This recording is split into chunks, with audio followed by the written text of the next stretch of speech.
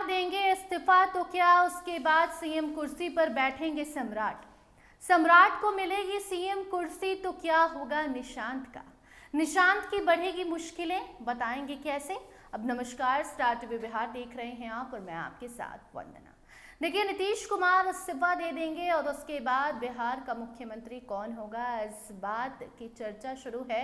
तो सबसे आगे सम्राट चौधरी का नाम है और सम्राट चौधरी से जिस तरीके से सरकारी अधिकारी मुलाकात कर रहे हैं, लगभग सम्राट का नाम तय है। सम्राट ही होंगे जो सीएम कुर्सी पर बैठेंगे, सम्राट ही होंगे जो बिहार के बॉस बनेंगे और सम्राट चौधरी ही होंगे जो बिहार की जिम्मेदारी अपने कंधे पर उठाने जा रहे हैं।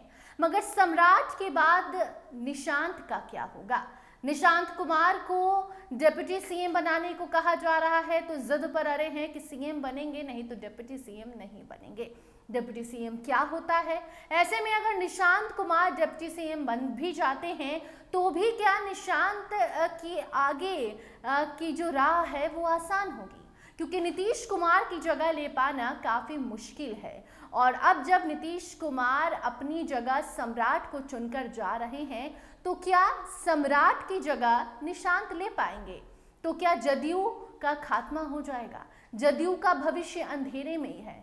क्या नीतीश कुमार ये सोच रहे हैं कि सम्राट चौधरी निशांत को ट्रेंड करेंगे, ठीक उसी तरह जिस तरह नीतीश कुमार ने सम्राट चौधरी को ट्रेंड किया, जिस तरीके से सम्राट चौधरी को दिन रात अपने साथ रख के यात्रा पर साथ ले जाकर डिप्टी सीएम बनाकर जो मंत्र नीतीश कुमार ने सम्राट चौधरी के कान में फूका, जिसके बाद अब आज पूरा बिहार सम्राट को सीएम बनाने की बात कर रहा है, तो क्या ठीक उसी तरह निशांत पर भी सम्राट मेहरबान होंगे।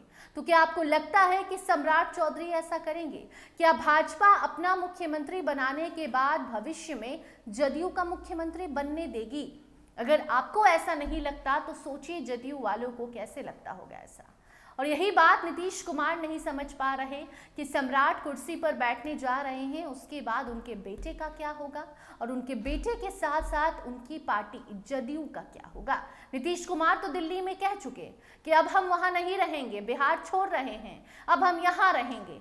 लेकिन नीतीश कुमार जदयू वालों का क्यों नहीं सोच रहे, ये सवाल जदयू के बड़े बड़े नेता कर रहे हैं।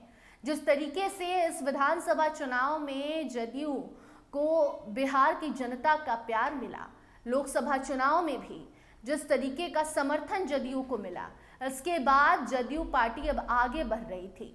जिस तरीके से पहले जदयू को लोगों ने पसंद नहीं किया था, किसी भी वजह से जदयू के उतने विधायक नहीं थे, लेकिन अब आज जब 80+ विधायक हैं, लोकसभा इलेक्शन में भी विधानसभा चुनाव में भी जिस तरीके का प्यार समर्थन जदयू को मिला, उसके बाद नीतीश कुमार ने ऐसा फैसला क्यों लिया, ये सवाल जदयू वाले पूछ रहे हैं। नीतीश ने जैसा मंत्र, जैसी शिक्षा, जैसी ट्रेनिंग सम्राट चौधरी को दे दी और सम्राट अब सीएम कुर्सी पर बैठने के योग्य हो गए हैं। पूरा बिहार सम्राट को सीएम कुर्सी पर बिठाने के लिए तात्पर्य है और कह रहा है कि बिहार चलाने के लिए बीजेपी में सम्राट से बेहतर कोई नहीं।